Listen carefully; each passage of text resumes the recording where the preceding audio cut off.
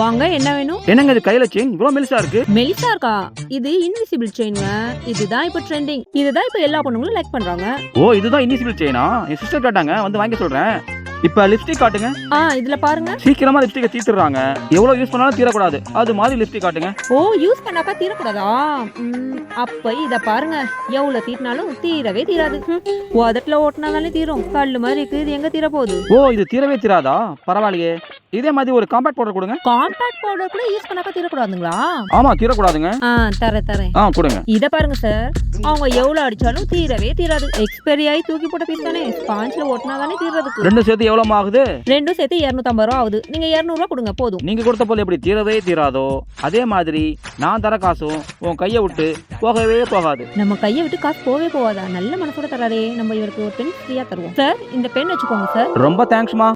என்ன சார் பொம்மனோட கொடுத்துருக்கீங்க? நான் தான் சொன்னேலாமா உன் கையை விட்டு காசு போகவே போகாதுன்னு. என்ன கொடுத்து பாரு, யாரும் வாங்க மாட்டாங்க. எக்ஸ்பைரி போல கொடுத்து யாரை ஏமாத்த பாக்குற? பேனா லாபம். ஏமாலின்னு பார்த்தா நம்மளே ஏமாத்திட்டாரே.